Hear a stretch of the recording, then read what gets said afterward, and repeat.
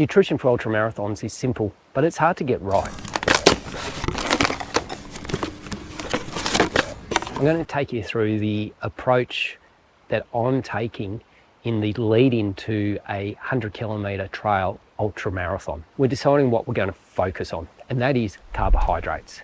How much carbs? There's some variation on the recommendations. Different sources give different things. For anything up to an hour, we look at about 30 grams per hour of carbs. Between 1 hour out to 2 hours, maybe 30 to 60 grams seems to be the recommendations. There is some suggestion that we can push higher. Beyond 2 hours, we start looking at 60 to 90 grams of carbohydrate per hour. And there's even recommendations you could go higher than 90 grams.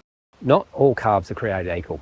We know that glucose can be metabolized at a rate of about 60 grams per hour, and any more doesn't seem to be able to be used by the body. So if we keep adding more and more glucose above the 60 grams per hour, it will probably sit in the gut, won't be absorbed, and is just excess. So the question is, how do we get more than that 60 grams?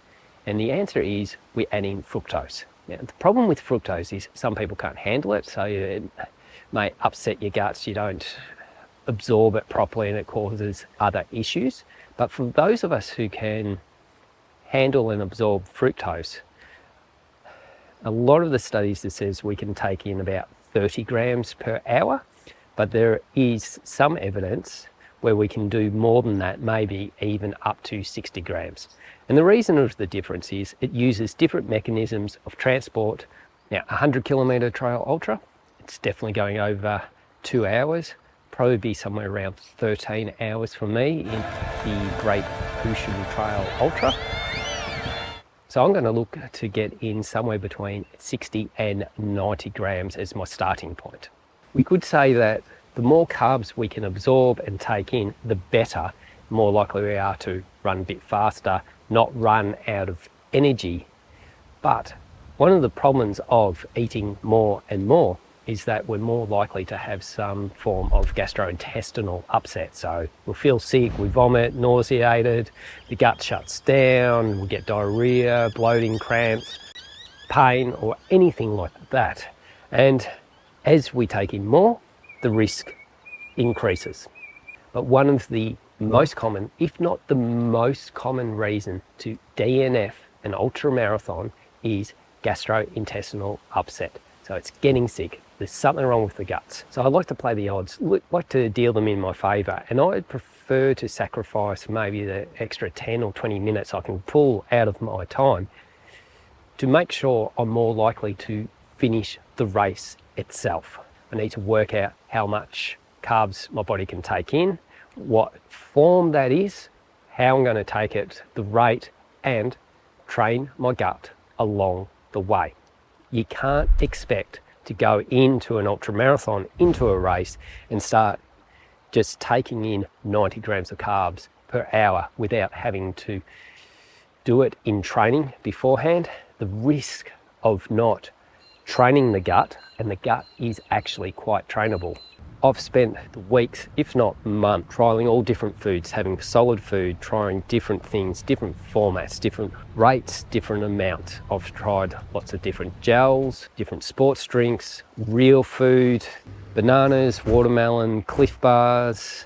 I've discovered some things sit really well with me, some things I really like consuming, some things I might like to take in, like Cliff Bars. I really like them, but they taste great.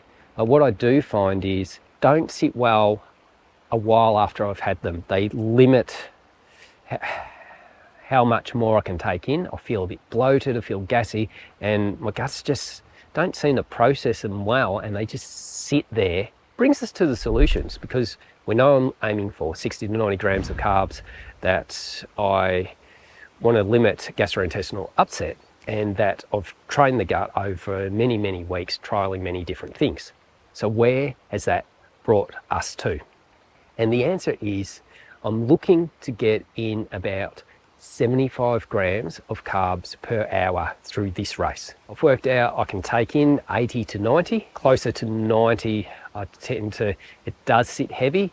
I seem to be able to handle it some days, not every day. When I'm closer to 90, it looks like it's going to come back up. The other side of it is real food. I can only really handle about 60 grams per hour. I'd lose that extra 15 to 20 per hour that I could otherwise get in by choosing the right gels.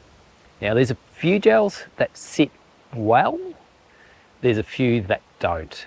I find goo in particular just doesn't agree with me, and I don't know why. In this upcoming race, I've settled on a plan, and I'm going to get almost all my calories out of manufactured sports food, so gels in fact. I've chosen Precision Fuel Hydration. I'm not sponsored, I don't have an affinity with this brand. I've just found it's one of the ones that works really, really well for me. I find it really easy to take it in. What I'm going to take in is I'm going to use the 300 gram flow gel for the majority of calories. I'm going to use 3 of those, and I'm going to put them into the Solomon soft flasks. So that is already 900 grams of carbs for the whole race. I'm going to add to that, I'm going to have a couple of the 90 gram gel packs, and I'm going to have a few individual gels, which are the 30 grams, but I'm going to have the caffeine ones, particularly later in the race. I'm quite the coffee drinker, and I know if I don't get my regular dose of caffeine, I'll notice it. What you will notice is there isn't any real solid food there. If I feel like I want some solid food, I'll grab a banana or 2 from the aid stations. I've trialled so many foods through these last few months that I do know what does work for me, and more importantly, I know what to avoid. And why I'm not using a sports drink, but I'm keeping the gels or the carbs separate, is the weather conditions in this race can vary quite a lot. It might be a really hot day. I could hit 30 degrees, or it could be cold, hail, 5 degrees, or even lower. So therefore, my fluid intakes will be highly variable, but my carb intake will still be about the same. I'm going to have the water bottles in another soft flask, keep them separate, and I'm going to keep the electrolytes up by adding in Precision Fuel effervescent salt tablets or electrolyte tablets. I'm choosing the 1000 milligrams per litre option. That seems to be a middle park. I think I'm a medium sweater in terms of salt losses through it. There we are. A simple plan, it's guidance, it's a very simple thing for me to go through. I'm going to take in 75 grams per hour of carbs, almost all through gels. It's not for everyone, but that seems to be what works for me. But we'll find out come race day.